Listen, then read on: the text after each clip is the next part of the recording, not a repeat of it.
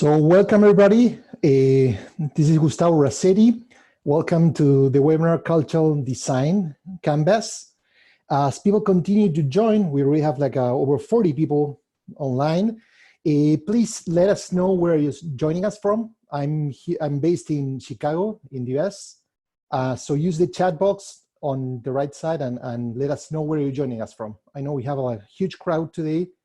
So we have people from Glasgow, UK, Barcelona, from Denmark, Berlin, Peru, Barcelona, Tokyo, Buenos Aires, Germany, but based in Poland, Argentina. Well, the list goes on and on. So we have a huge crowd for today, people from Oregon, Portland, from Canada. So welcome everybody, and I appreciate that you are going to invest 1 hour of your time. So we're going to make this as valuable as possible. I'm going to be sharing a lot of tools, insights, and stuff. I'm going to have a fun time, I guess. But also, we're going to leave a lot of space and room at the end so you can address and we can discuss any questions you may have. So I'm going to start sharing my screen. Give me 1 second. Here we are. So once again, welcome to the Culture Design Canvas webinar. I want to thank my friends from Excellent who put this together, and basically they took care of inviting all you guys. So we have a huge crowd thanks to Excellent. So a big shout out from Francisco Cherny and all my friends there. So once again, I hope you're on the right webinar. A brief introduction, who we are. My name, as I mentioned, is Gustavo Razzetti. I'm the CEO and founder of Liberationist. Liberationist is a change leadership consultancy. And most of our work basically is focused on helping organizations, both at a team and at a company level, turn their culture into a competitive advantage. In case you're not familiar with some of my work, I like to write a lot. I publish 3 books that you can see there. They're available on Amazon. But also if you go to liberationist.org/resources, you can get a free download of some of the chapters. And also there, you're going to find like over 400 articles and tools and a lot of free downloads. We believe in like this webinar, we believe in helping the community and adding like tools and stuff to help everyone become a better professional. So we like sharing a lot of free stuff every week. So if you haven't already, check it out. So enough about us. What are we going to be covering today in this webinar? First of all, we're going to be talking about why culture matters. I'm going to be introducing also the Culture Design Canvas. I'm going to be walking you through how to use it, the different applications, and providing a lot of examples of how brands are tapping into it. And we're going to also discuss how you can apply it to everyday work, facilitation tips, and we're going to leave a lot of time for addressing any questions you may have. I know some people are asking about the recording, and yes, it's going to be available. We're going to send it later today, all together with the tools, downloads, and some facilitation guides that we're going to be discussing today. I was very excited when I saw this, that Glassdoor defined that 2020, the decade, was going to be the decade for culture first organizations. And there's a lot of research that supports this. And as you know, Glassdoor measures a lot of insights in different kind of organizations in terms of engagement, how happy people are, how they're committed to the organization, and appreciation too. But the most important factor is we started the year with this great news, and there was a lot of conversation. I wrote a lot of articles about it. I was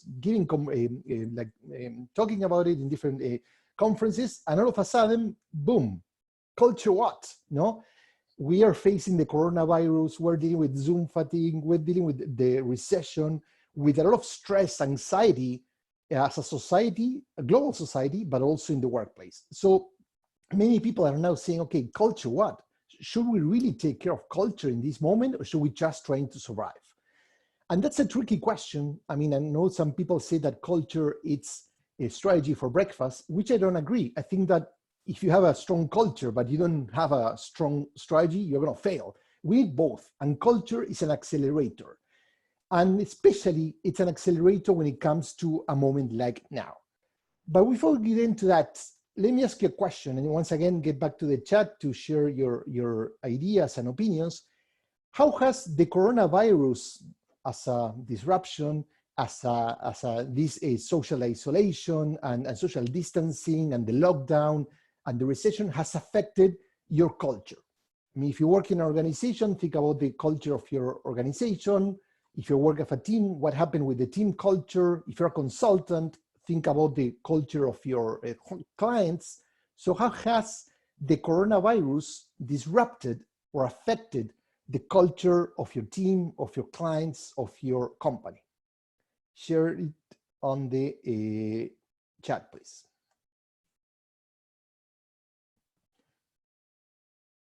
So we have a lot of people saying quick move to some remote, furloughs, more focus on customer than internal people. It had brought the best and the worst and best in people and modified the worst due to fear.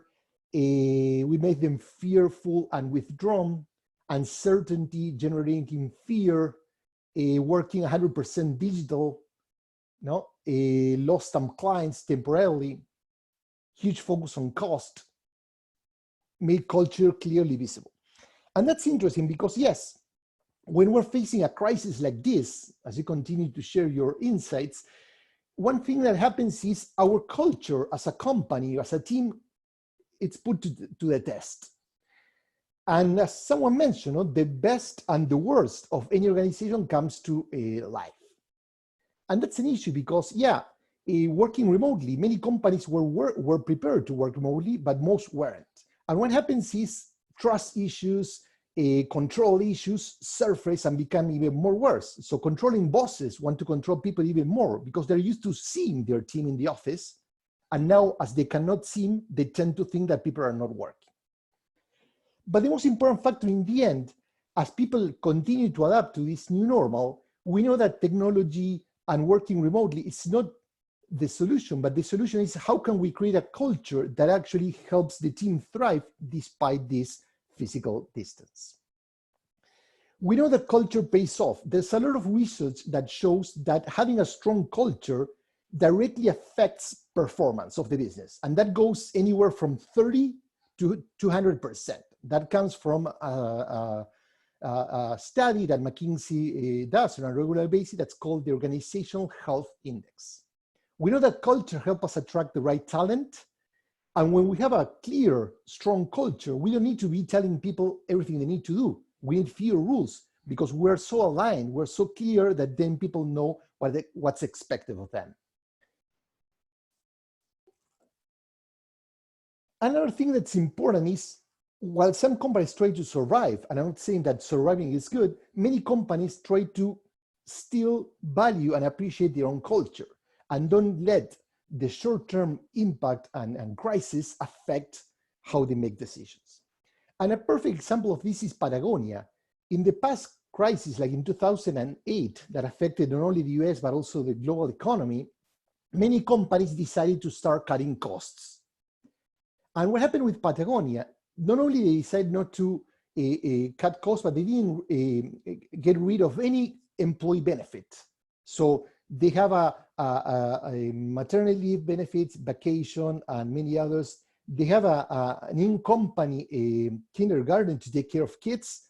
They stick to it. Not only that, but also they kept investing in programs for employee development and training and so on. Things that most companies, when they're facing a harsh time, they tend to cut.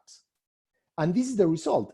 Because Patagonia decided to invest in people, now they have an employee retention rate of 96%, which is amazing. And there are many examples like this. So we talk about culture, now we're going to get into the culture design canvas. This tool is a tool that basically is not just a canvas itself, but it's a framework that we use to understand how culture works at a team or organizational level. It has like 10 building blocks that I'm going to explain later and give you some examples. But the most important thing is that it allows company to map their culture in one page, making it very easy for people to visualize and to understand and to align to what the company stands for.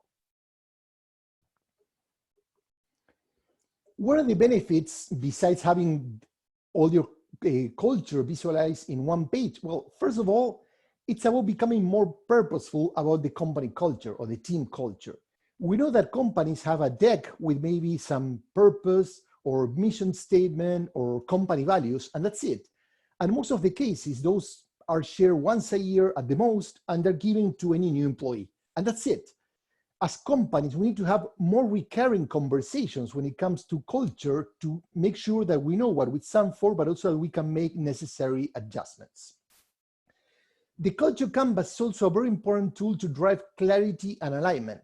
No? Many times we're trying to align people when it comes to who we are, but we don't have clarity in who we are, so that's even more difficult.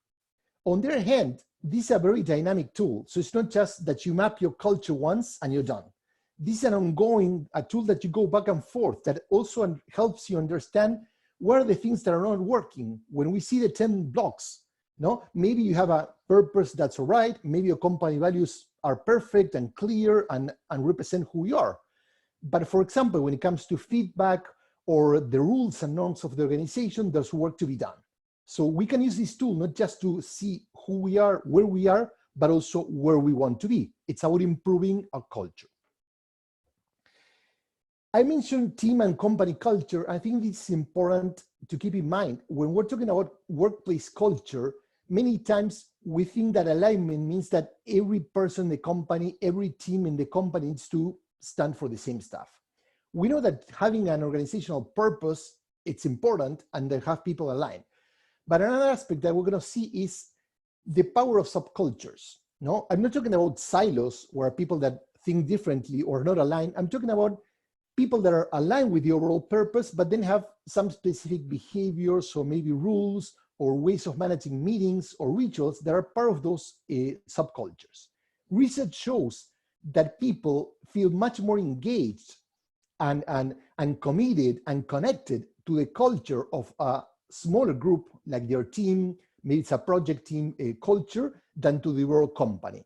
So we don't need to fight that. No, so many people say, no, I don't like that to happen. We're not going to change that because that's part of the human nature. We belong to, we feel strongly connected to smaller groups, our neighborhood, our family, maybe our sports club. And that's the same thing happens at a workplace level.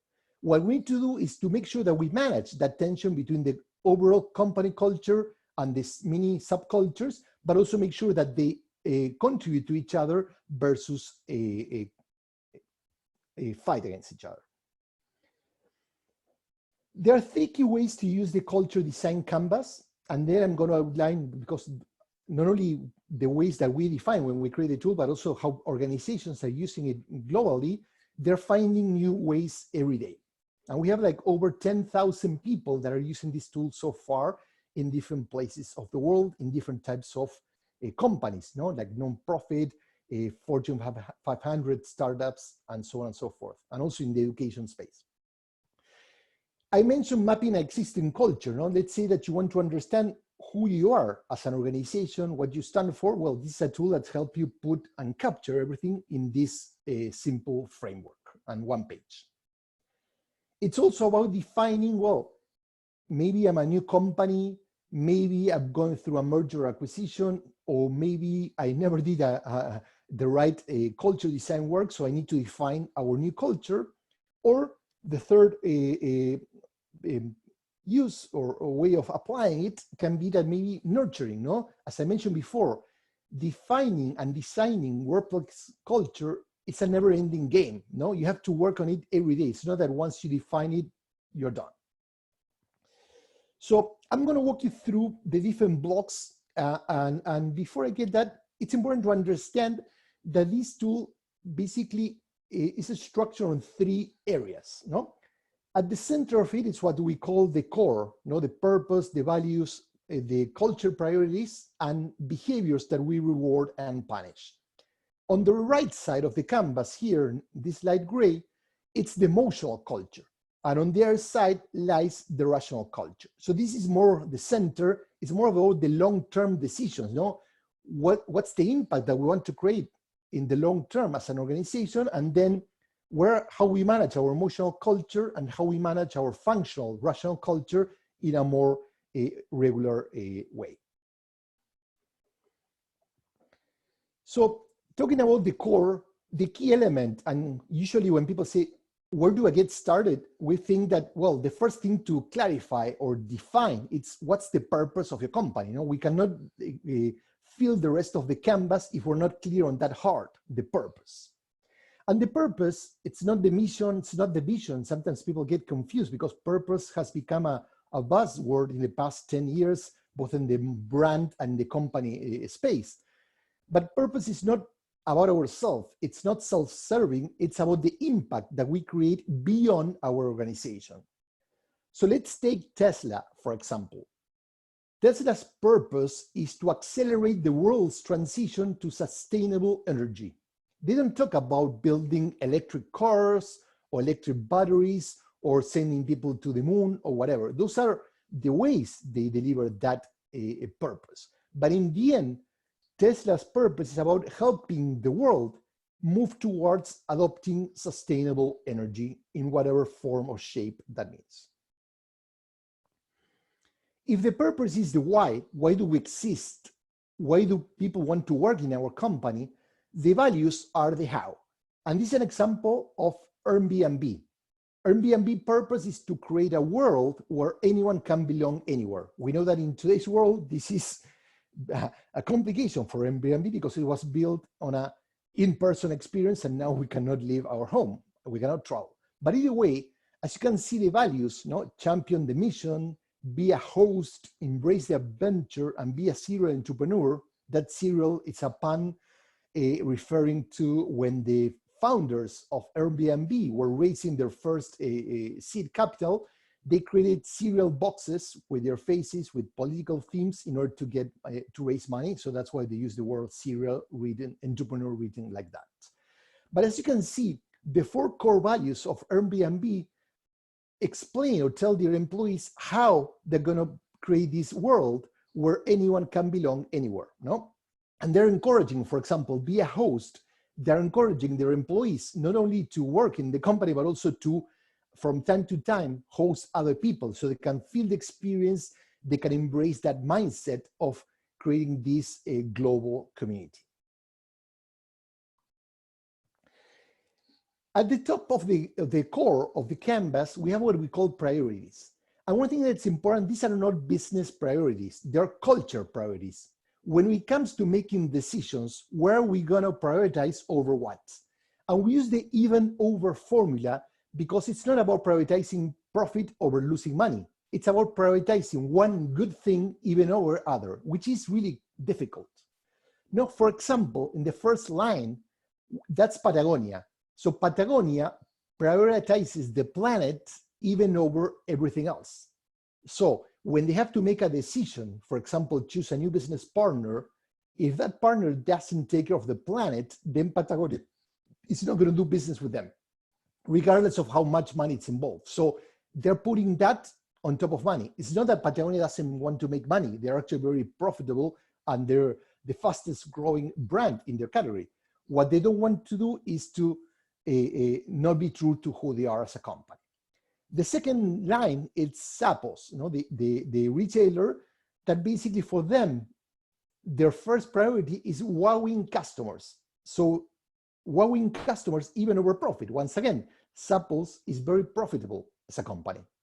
But when it comes to fixing an issue with one of their customers, their representatives have all the freedom in the world to make any decisions to keep people super happy, even if that costs the company money.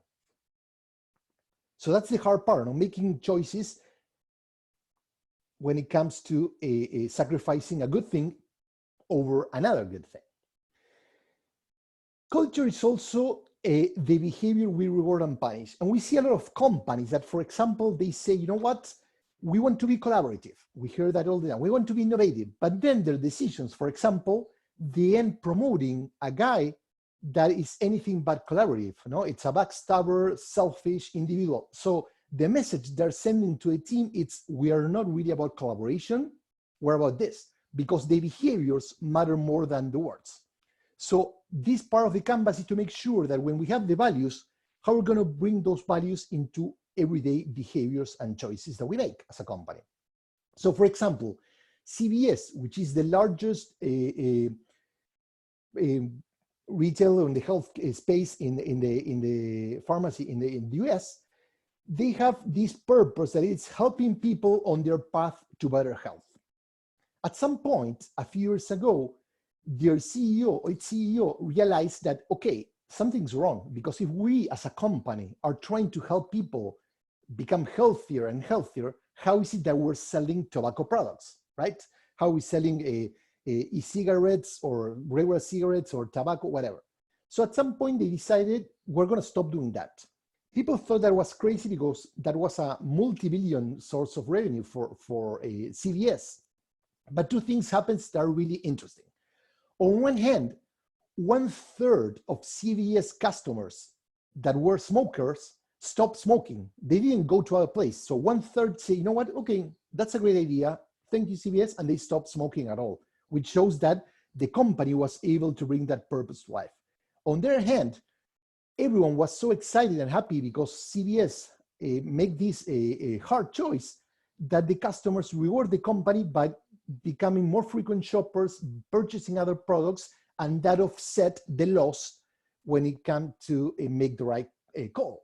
So this is another example of when we are true to who we are, we're able to make tough calls. In the end, the business is also going to benefit. So it's not just a win altruist, it's also about being consistent and coherent. Another example, I talk about Patagonia. So Patagonia bails employees out of jail. And this sounds great, but it's not if people steal or they crash a car. No, Patagonia, because for them, their purpose is to save the planet. So Patagonia's newest purpose that was recreated like a couple of years ago, they say, we are in business to save the planet. Okay, we're not just caring about the planet, we want to save it. So they encourage their employees to go and protest when certain local governments are not taking care of the planet. So if people get arrested because they are protesting, not doing the right thing, then Patagonia bails them out. And also their family members if they were there too. So that's basically the core. And now we're going to move into the right side of the canvas, and we're going to be talking about rituals, feedback, and psychological safety, the three key elements of the emotional culture. As many of you must know, psychological safety, it's critical if you want to have participation in meetings, if you want a company to be more innovative. Because basically, this is something that came out of a 2-year research that the Aristotle project that Google spearheaded, and at some point they engaged Amy Edmondson from Harvard, who actually wrote a book, The Fearless Organization, that talks about the importance. Psychological safety can make or break a team. This is the belief that the culture of a team is safe for interpersonal risk-taking. It doesn't mean lowering the bar. It means that I can speak up my mind, I can share my ideas, I can say whatever comes to mind, I can challenge my boss and nothing's going to happen. In most companies, as you were saying during the early comments on the chat, people are afraid, especially during a crisis. And we're afraid. When we are afraid, we start silencing ourselves, we're not honest, and we just try to accommodate to survive. And that doesn't help, because if we don't have all the voices speaking, we're not going to get the best solutions as a company. One way, and this is, I'm giving you just some example. This is not because it's a very intensive tool. I'm not giving you, you should do this. This is an example of how certain companies, for example, Atlassian, which is a leading Australian tech company that now is a global tech company, basically they started having what they call the conversational turn taking. And this is a method that is perfect in-face meetings, but it's even more important when we're having virtual ones, And this is about to make sure that everyone in the room gets their turn to speak up. Because many times we just ask a question, some people jump, and that's it, and we move on. But maybe we have 20% of the people taking care of 80% of the conversation. And that's not good. We need all the voices in the room to share their ideas. Especially the people that are more shy or timid, or maybe like minorities or women, or that feel intimidated and interrupted by louder voices, So always the advice is to make sure that the most senior person in the room, the loudest person in the room, go last. So allow the people that usually don't speak much to have their moment. No? Another way to do this is what we call a silent brainstormings. No? I know that many people brainstorm with Post-its or through Mural now online. So how can we create this silent brainstorming, allowing people to have 1 minute to share their ideas before we allow everyone and start shining? So we make sure that the people who are a little bit shy or feel intimidated, they get their chance to think and capture the ideas before they are interrupted or the conversation is taken over by someone else. In terms of psychological safety, I mean, there are many companies, and you can see in the website, I analyze like 10 different companies using the canvas, of course, our clients, but are not public, but a lot of large companies. And for example, this is Pixar, no? The way Pixar promotes psychological safety, it's on one hand, they don't believe in hierarchy. So if you're an intern, you just joined the company, you're allowed to talk to the director who created Toy Story 3. So there's no like many companies that are hierarchies that you're an intern, you cannot speak up, you cannot talk to anyone. So this openness allows to build psychological safety. On the other hand, and I notice a typo there, originality is fragile. So in Pixar, they understand that an idea at an early stage is like an ugly baby. You know, when babies are born, don't get offended. Those I have 2 teenagers now, they don't look so good. Time makes them look nicer. And the same happens with movies. So the company encourages people to, instead of defending those fragile ideas, open up, share those ideas with the team, allow them to provide feedback, and we're all gonna turn those ugly babies into good-looking ones and beautiful ones. And this takes me to feedback, no? So psychological safety is like the foundation to start people like building this collective trust, no? That we have this team where I can speak up, I can share my mind, I can share my ideas, and it's gonna be okay. And we can have tensions, but in a constructive way. So when it comes to feedback, the companies are shifting from, many are ditching these annual performance reviews. They're moving away from having a feedback conversation once a year or twice a year, and also based on scores, you know, like how many points do you get, 75% over 100, to move into more constructive regular conversations. That's the case of Adobe, for example. They ditch their annual performance reviews, same as Microsoft. And Adobe has regular check-ins that they encourage to have between the manager and their employees. The important thing, this is not a performance conversation, it's a constructed feedback conversation. What's working, what we can do better. So it's not about evaluating the person, it's about helping that person contribute better ideas and be more proactive and help the team move forward. In Microsoft, the performance review created a very toxic culture where everyone was fighting because only a small percentage of people, depending on the score they got, could get a promotion, could get a salary increase. So after years of toxic culture, the new CEO decided to get rid of that, and they create this, what they call perspectives. That is more about taking perspective, no? Distance of what's going on an individual and team basis, and have this conversation. So actually, they don't use the word feedback, because feedback is associated to this toxic culture.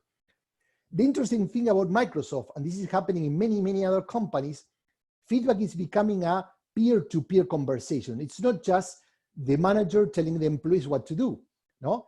Something similar happens in Patagonia. In Patagonia, for example, the managers stop asking feedback and they're asking for feedback. So we know that managers like to tell people, you should be doing this, you should be doing that, you need to improve X or Y or Z. Now, managers at Patagonia, what they're doing is they're asking, what feedback can you provide me? How can I improve my job as a boss? And thus, they're encouraging people to also ask for feedback, then creating a larger feedback culture. And Pixar has what they call the brain trust, as I mentioned before, no? A team of directors, they share the storyline, they share the characters, they share the movie idea at a very early stage. And another team that's working on a different movie, they're going to provide feedback constructively. The director could decide what feedback they take, but in the end, they're putting their ugly baby in front of someone else, and they're getting a honest and candid feedback to improve the work. So the last block of the emotional culture is team rituals. And this is something that's really, really critical, and we've been working for years with different companies in building rituals. Rituals can really create a huge impact in how teams and companies work, but it's something that most organizations are not aware of. Or they confuse rituals with, we have a beer every Friday. That's not a ritual. So as you can see, these are the All Blacks, one of the best rugby teams ever from New Zealand. And the All Blacks, as you can see in the picture, they practice what they call the haka. The haka is based on an ancient ceremony from the Maori tribes that they perform before going to war to intimidate the energy. It was all about bravery and shouting and doing ugly faces and screaming at their opponent to intimidate the opponent before war. So the All Blacks perform that same ritual every time they're going to kick off a new match, to do exactly the same and bringing that values and connection to your culture. What very few people know is that the All Blacks have a very interesting ritual that's even more powerful than the haka. But that ritual happens behind the scenes. It happens in the dressing rooms. So after a match is finished, the guys obsessively, something that you wouldn't expect from these fierce kind of warriors or players, they clean the room. They left the dressing room like shiny and perfect, even better than it was before. Why, you might ask? Well, it's a sign of humility. Even if they won by a huge distance and if they beat their opponent by large, they have to get back into, yeah, we won today, but in order to win next time, we need to stick to being humble, we need to stick to work hard, we need to train, we need to keep our mind focused and don't get our victory cloud our behavior. It's also appreciation to the host. Thank you for inviting us. We play at your field. We appreciate that. So that's important. That's the power of rituals. They have a very deep meaning that affect behavior. No? Rituals are like some symbolic acts. No? So that they for example, in this case, it's a company that they have a huge gong, as you can see, that they use it to celebrate victories. No? A company that in the past, they were very perfectionist, so nothing felt good enough, and they started to celebrating small victories, no? By ringing that gong, bringing everyone together, the manager sharing the win, the new victory, so people can celebrate, feel energized, and get back to work looking for the next new. No? So this is a small ritual that basically brings that notion of celebration, celebrating everyday victories to life. Rituals also help us shape the culture, no? Like a rite of passage. In the case of Zappos, they have what they call the pay to quit bonus. Imagine that you just started working at Zappos, and after 3 months, your boss have a conversation with you and say, you know what, you've been here for 3 months, we want to offer you a bonus, like a $3,000. The only condition in order for you to get the money is you have to quit. This sounds like weird. Who would pay people to quit? Well, the point is for younger professionals, no, or younger employees to get like $3,000 on their hands like this, it's like a lot of money. So it's really tempting, especially if you know, wow, I can get a job somewhere else. But the point of this is most people reject the offer because no one wants to be bribed, but also people feel so connected to the culture that they decide to stay. And talking about reverse psychology, the people who stay because they say no to money, they stay and they're really, really passionate advocates of Zappos culture because, you know what, in their mind, they say no to money. That means that the company culture is so good, so strong that I made the right choice. So they need to reinforce that behavior. So once again, team rituals are like rites of passage. No, they help us shape who's really part of our culture and who are not. So talking about rituals, there's also an increasing use of rituals to strengthen relationships, you know, like the huddle that Simon Sinek Inc. company, the company of the author and speaker, practices every Monday. It is a 90-minute conversation that it's not about work. No one talks about work. They just get together every Monday, and they start this even before the the coronavirus to talk about themselves. What's keeping you worried? What are you learning? What are your issues, etc. They use this 90-minute conversation once a week to strengthen team relationships. No? So we know that in today's world that we are working remotely, we're working from home, having rituals is key to bring all those people together and keep that connection alive.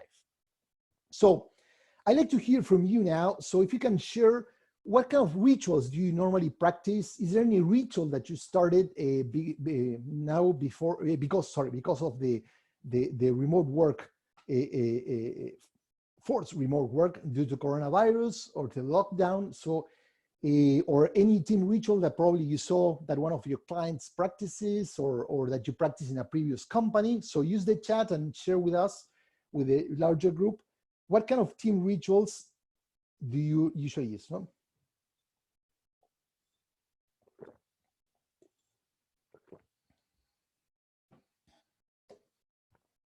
A Monday morning, all hands check in, coffee break or aperitivo time, depending on the hour, kudos round weekly, new area daily meetings,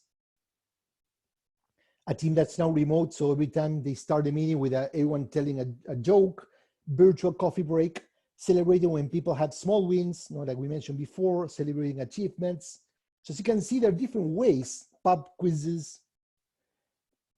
We use a kind of bell every time the conversation wasn't focused. That's a great way, like to call people like back into a presence and being focused, Show and tell sessions, in hunting company, when someone plays a person, everyone started clapping in an open space. So as you can see, rituals create attention, rituals drive focus, rituals can be a celebration, can be a reminder of a behavior, And that's the important thing.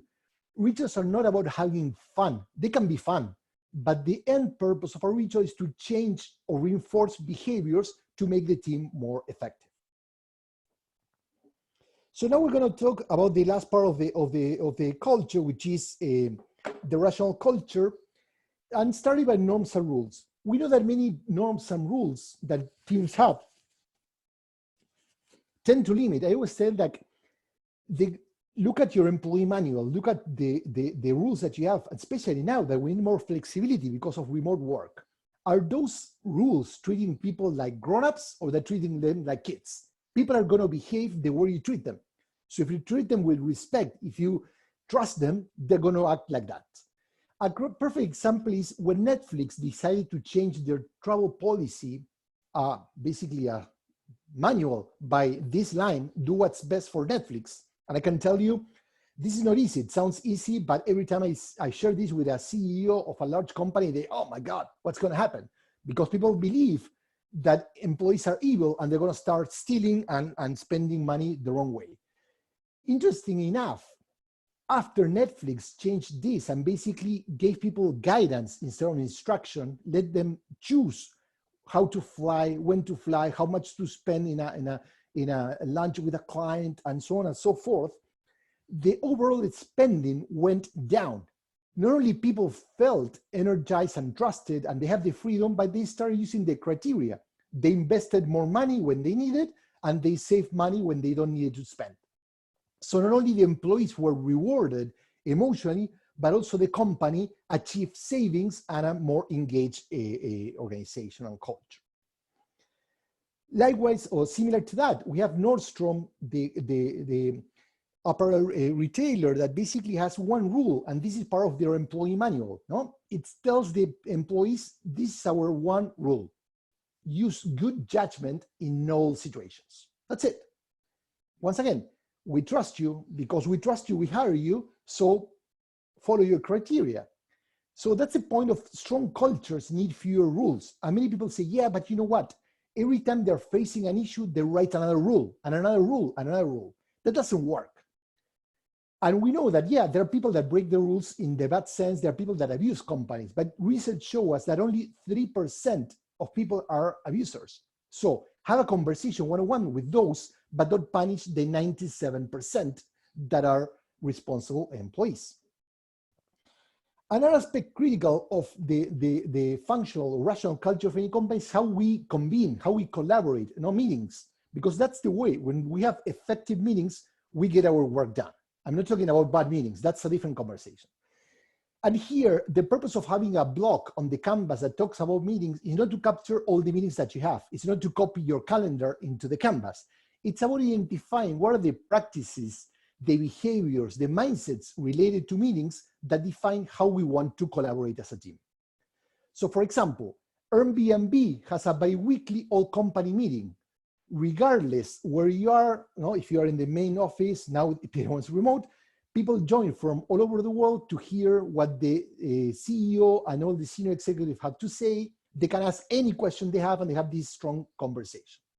Netflix, as I mentioned, it's a company that trusts people. It's a culture of freedom, but also accountability. So they give people a lot of freedom to make decisions, but when it comes to meeting, never show up late to a meeting on Netflix because you can get fired. That's a non-negotiable because it's a high-performing culture. They have freedom, but meetings start on time and finish on time. So they expect people to have a very clear agenda and follow the path. So that's how Netflix operates, one of the many aspects of their meetings. Other companies, like for example, software development, Asana, they have a no meetings Wednesday. That means no one can schedule a meeting that day. That's sacred. It's time for people to reflect, to read, to research, to train themselves, to work, whatever. Patagonia has something similar, no? You cannot schedule meetings from noon to 1 p.m. Pacific time because people go surfing. That's part of Patagonia's spirit. They go and take their yoga class, they meditate, or they need a break to take care of their children or whatever. And that time is sacred, so no one can schedule. So those are practices. Once again, we're not talking about what meetings we have, we're talking about how we deal with meetings to work as a team, as a culture better. The last portion has to do with authority. And many teams, funny enough and not so funny, when I ask them, like, how do you make decisions? And you can do this exercise, get together a group of people in your company or clients and ask them, how would you make decisions? And ask them to write a post-it, or you can do it online now. And then compare the notes. And you're going to find there's a lot of inconsistency. People think that they know how they make decisions, but each individual, even within executive teams, has a different perception. So the purpose of having a box in the canvas that talks about how we distribute authority, how we make decisions, is about first to clarify, but also to make sure that we're embracing the best methods possible. For example, in the case of Netflix, they have two approaches. When it comes to regular day-to-day decisions, any employee is free to do make whatever decisions they can. For example, managers are not supposed to tell them what to do. They simply share context when asked. If you need context, go and ask your manager. If you don't need them, make decision on your own. And last but not least, when it comes to big decisions, let's say we're purchasing or renewing the new season of a series, well, that project is assigned to a captain. The captain doesn't need to be a manager, just a person that has been like a project manager or team captain that makes the call, of course, tapping into other people, but has complete authority to make any call or choice.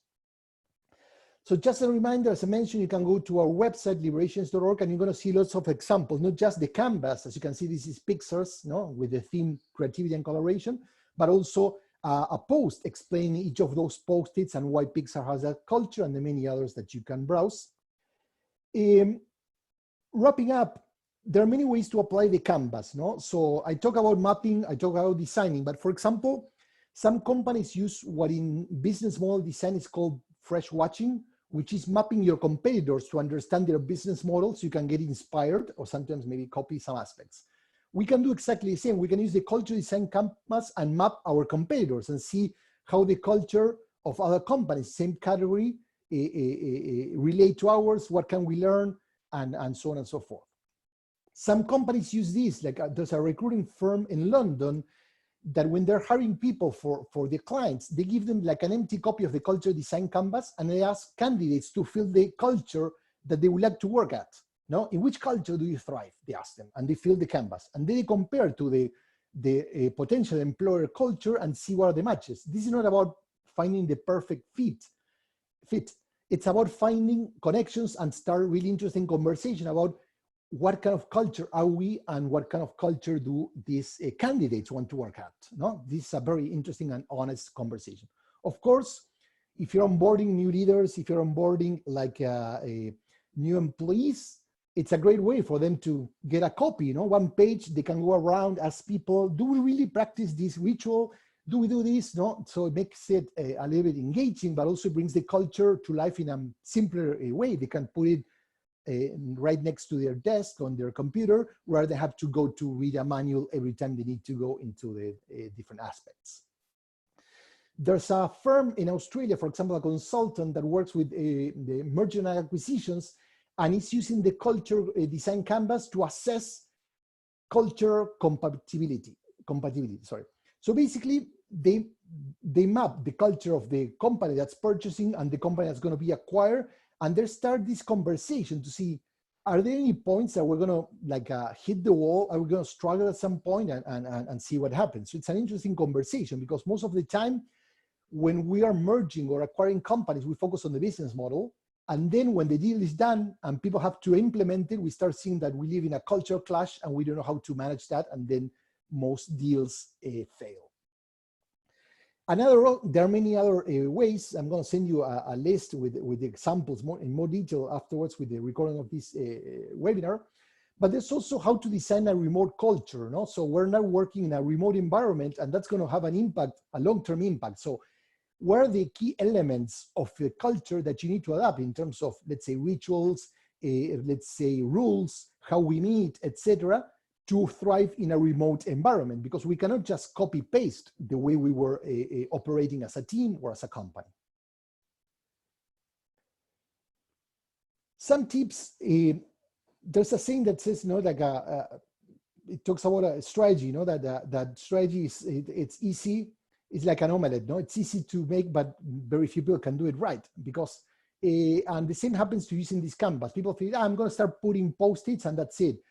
It's not about filling the canvas. It's about finding a culture that makes sense, that excites people, that is consistent, and actually that's true to who you are, no? Because many times clients try to map their idealized version of culture, not the real one. So when doing this exercise, we advise clients that you need to aim for diversity of thought. This is not an exercise that the CEO and his or her direct reports or HR should do. We need to get voices from different places. If you're a global company, we're working with a global client, and we try to map the global client culture through the lenses of different countries and see where are the gaps. No, it's a collaborative effort. It's also important to go slow to go fast. So if you're starting to reframe your purpose, choose which values you really want to prioritize, you need to validate those before completing the rest of the elements. If not, you're going to have a full canvas, but maybe people are going to start struggling with the core elements. So go slow if you want to achieve a huge impact in the long run.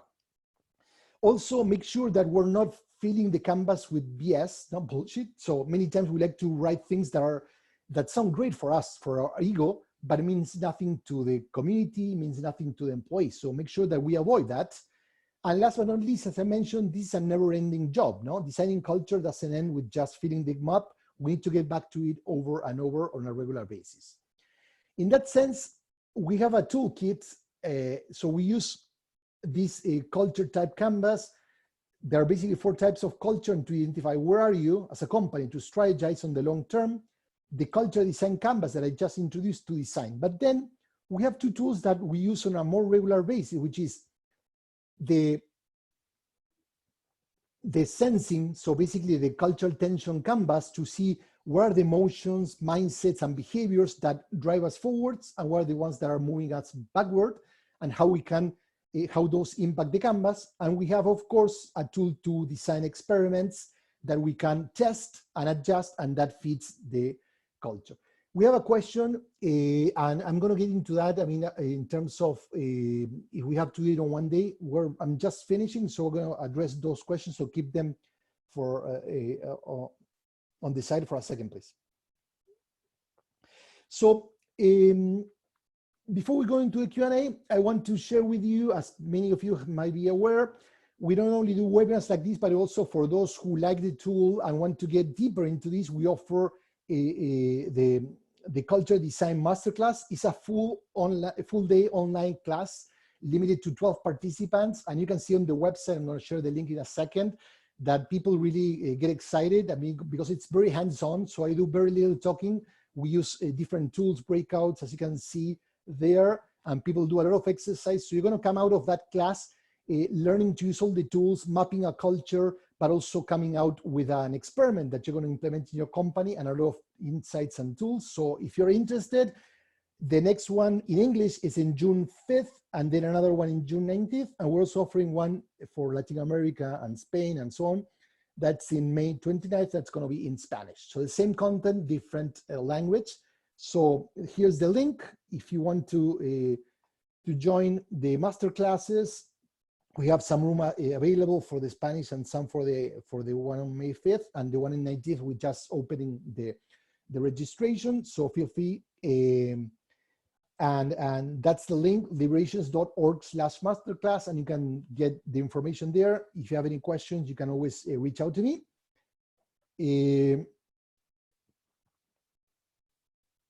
And of course, we do a lot of consulting work with clients that help not just to learn the tools, but also they need a consultant or someone like us to help them design, redefine, or whatever their company culture.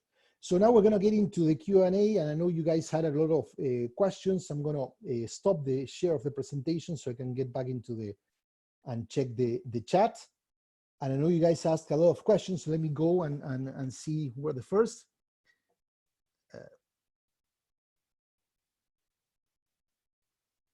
So there was someone, Lucia, that mentioned about rigid rules, no meetings on Wednesday. It's interesting because I don't think that's a rigid rule. I think that's it has the opposite effect, which is about protecting people's time. I know it sounds like, why? But what happens in most company, people don't respect someone else's calendar. So I always tell people you need to block time to protect your personal time so you can do some stuff. There's someone that says, really love your work. What is the biggest objection you get from companies? To be honest, I mean, the first objection is, well, tell me how culture works. So when we get into experiments, look, that's the way we show clients that this tool is really helpful, because it's not, usually when we talk about culture, culture feels like something really like a bubble, that's something intangible, and because people confuse culture with climate, the funny things and that stuff. In this case, what happens is, as you can see in the canvas, there are things that are about having more efficient meetings, more productive meetings. It's about having rules. So the leaders of the company see that what we're trying to achieve is not just to take care of the fun stuff, but also to help improve productivity, collaboration, and other aspects that affect business. So in that sense, immediately when they start seeing the different elements, they get engaged. Of course, there are people that say, you know what, I have a culture, I don't need this, but working on this, they can see through time that they can define spaces for improvement. And that's the most important thing. Some companies have done a very bad job, and some others have done a very good job designing their cultures, but there's always room for growth. Someone, Nicolas Bordarenko, says, go slow. Does it mean you don't need to complete the canvas in one day, but more step by step? It all depends, there's no rules, but what I was telling Nicolas is that, for example, if you're starting, let's say you're a startup or a company that haven't have a clear values, and you want to define your purpose, you want to define your values, it's critical that before you keep filling the rest of the things, because the core affects everything. It's like the foundation of a house. In order to build a house or a 3-story or 10-story building, you need to build the foundation right. And if you don't have that well defined, then the building collapses.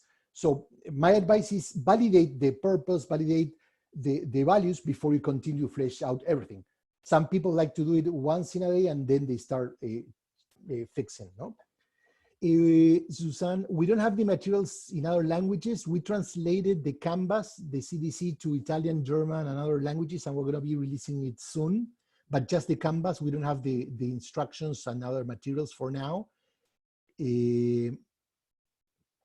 How often, Claudia asked, how often should established cultures be revisited? It all depends. And once again, there are some aspects like the values and the priorities that shouldn't change on an annual basis. You don't change that unless you're having an issue. but then aspects like rituals and others could be revisited from time to time. Some companies, for example, have like a quantitative surveys to assess the culture. And when they identify that there are some issues related to clarity of roles or trust or whatever, then that means, okay, we need to get back into the canvas and focus. Maybe it's about improving how we provide feedback. Maybe it's how working on psychological safety, no? So it all depends, but you don't need to change the whole canvas. When you have it mapped and people are aligned, then we use the other tools I mentioned to identify those day by day or more regular tensions and get back to fixing or adjusting certain elements, no?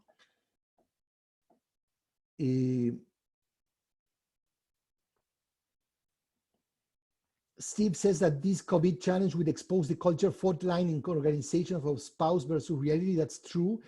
And one thing that we're doing with some clients is that the real culture is emerging now more than ever. So I think that doing this exercise in today's moment is really, really insightful, because people, one thing that for sure, like CEOs tend to have a more optimistic and positive vision of their culture than the rest of the people. And when you do this exercise, a lot of tensions unearthed and are really interesting to take care of those, no? Jen Piper, how broad and deep do you go to identify the culture? If you want to change the culture, how do you agree this and with whom? So our approach is that, as I mentioned before, we don't think that culture is number one responsibility, or should be number one responsibility for a CEO, but that doesn't mean that the CEO should define all the elements of the canvas. Probably the purpose and the core values should be like owned in a metaphorical way by the CEO. But in order to design a culture that makes sense, that is a human, that it's a real and people tangible and people are going to relate to it, you need to involve other people. So we always work with clients like building like a mixed team, not only in terms of different levels, no, of the company, but also we have people that are that employee has been forever, and also we include an employee that's new, so that can provide a fresher perspective. We like to have an employee that's a fanatic, that has always like the company colors, wearing the company colors, but also have one of those voices that are not so happy and are more challenging. So build a very heterogeneous group, and that's going to help you define that. We always create like what we call a culture design team, no? That involves, of course, the CEO, but also some senior executives and some middle and maybe junior people, and they work together as a team, and they're the ones who spearhead that stuff. Then we validate the culture too, because we want to make sure that people feel part of it, so that tools to validate values and involve people while you're defining values. Or for example, in the case of Airbnb, they used to have like 7 values, and they realized that people didn't remember them. So what's the point of having values if people don't know which values you have? So they did a study with all the employees, and they ranked the 4 most relevant values, and those are the ones I shared before, which are the ones they have now.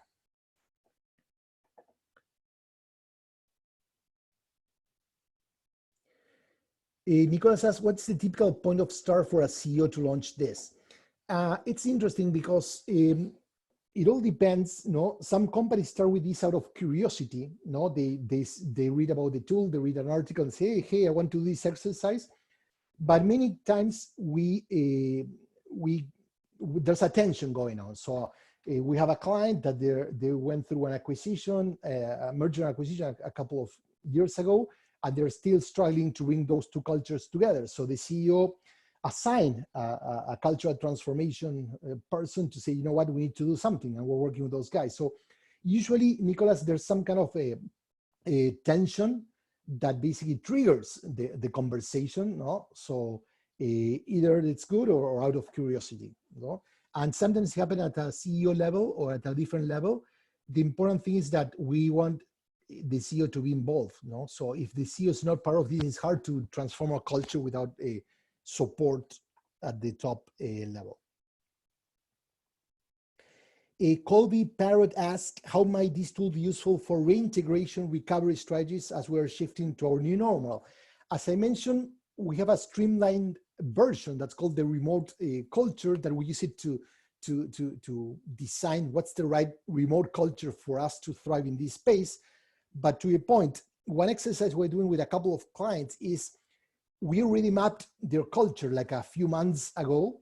And now we are seeing what are the challenges that we're facing. So what aspects of that culture are still true and we can bring to life once we get back to the new normal, whatever that is, and what are the aspects that we need to adjust. So to your point, we have a before and after, for lack of a better term, exercise, no? That typical strategy. This is the present state, what's the future or desired state, and how we need to adjust certain elements, no? So, and that includes a lot of people within the company to unearth what are the tensions that we're facing now within the company and how we're going to address those when we get back to normal. Tiago, are you planning to give this introductory webinar in Spanish? Not necessarily. We did one, but most of the people that we have, it's in our clients and projects are global or in the US. But unless you can, we did with a group of people, to be honest, that they put together like a community. They invited like 200 people from different companies in the Agile community throughout Latin America, and then we did it for them. But if not, we're not planning to do. We have a training, a paid training, like I mentioned, but not a free webinar in the calendar in Spanish.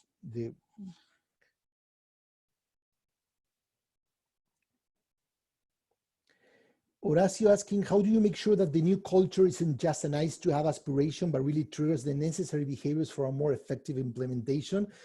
That's a great question. And I would say it's a long conversation. So to give it short, I think that, as I mentioned before, there's a review process. So when you're building designing the future state of your culture, there are certain questions and tools that we have to challenge the content to make sure that we're not using BS. So facilitation is critical in any design exercise to make sure that we're being honest, we're being realistic, and we're not bullshitting ourselves or lying to ourselves.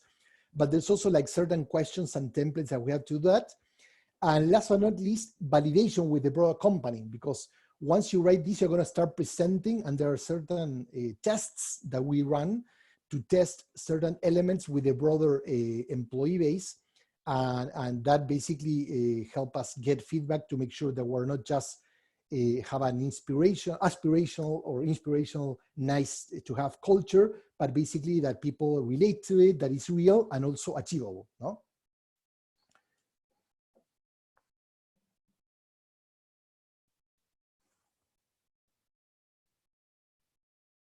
Someone says, perk me up at the end of a day, Zoom day in the UK. Oh, good to be here. The other day we were doing a class that finished at 4 here, that was 10 or 11 p.m. in UK, and we have 4 people from England joining that training, but they were excited, so thank you for that.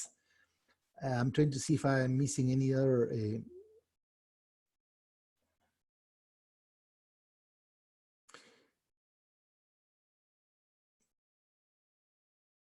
let me see if I miss any other question, guys. I mean, we're 2 or 3 minutes over, but I have a couple of more minutes if anyone needs for me to answer any questions. But also I'm going to share my email again in case you forget the question and then comes to you later. Sorry, that's wrong. It's Gustavo. Oh, my God.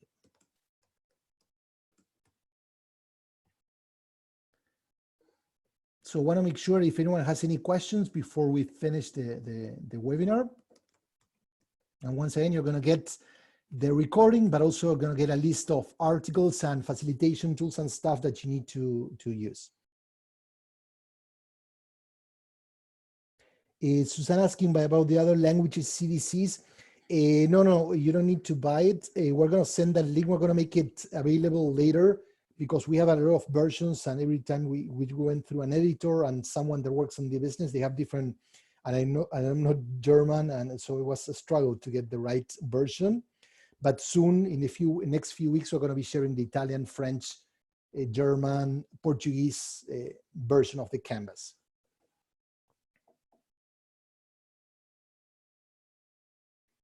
I have a question from Horacio. I'm not clear. I understand the first part of your question. Once you identified the culture gap between current and desired state of your culture, how do you support your customers to develop the skills and mindsets for them to close the gap?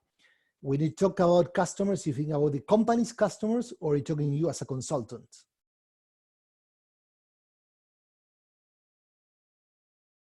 Horacio, if you mind. I'm confused to address that stuff. I think the most important thing is the client companies. Yeah. The values, client company. If you're talking about your people that buy your services or products, well, culture is something that you develop through your employees. So the clients are more than being involved into that. They need to be experienced, no, what your culture is all about, no. So if there's a gap, your own employees need to fill that. How you get there, working with your team to address that gap. As I mentioned, we usually suggest one step at a time. So like we're always working with companies in identifying culture experiments, no? How can we change this rule? How can we simplify meetings? How can we eliminate things that are getting in the way? Is there any ritual that we can get to move out faster, to make better decisions, or to be more collaborative as a team? So it's all about building those experiments, see how they work, and then you can scale the ones that are doing okay and take it from there, no? So you don't close the gap once at a time. It's like a little by little, and you attack to eat a large elephant, you eat it one bite at a time, no, they say. So, okay. So one last call, if there's anyone else who has a question. If not, I'm going to be closing the call. Once again, I want to thank you, everyone. I appreciate your time. I know that people are very busy. I know that being here on Zoom, it's hard sometimes, but it's been a pleasure to share our tool, our insight, and hopefully you can practice with the tool and reach out if you have any questions. If you're using the tool, we would like to learn more about what you're doing, the company across the world using the tool, and I always like to hear how they're applying it, and then I share the examples in the case studies or articles I write, but also I'm working on a book on the culture design toolkit, and of course I would like to include any great examples that you may share. I appreciate your kind words, and looking forward to stay in touch through LinkedIn, email, or whatever tool. And if you're interested in learn more, I would strongly recommend that you join the Culture Design Canvas. Check out the videos. People really have a fun time. They're not just learning from me. They're going to learn from other colleagues like you, solving problems, discussing insights and real life issues. So that's great. Thank you, Fran Cherny, for staying so long, and also for hosting this. Once again, my friends from Excellent. It's like to see that's part of culture, no, collaboration between different companies. So amazing, guys. So I hope you have a great day. I have a couple of trainings, online trainings that I have to run later. So I need to rest for a second before I get started. Merci beaucoup, Nicolas. And stay in touch, guys. So bye-bye. I'm going to be ending the call, and you will be receiving all the materials and the recording and everything soon. So bye-bye.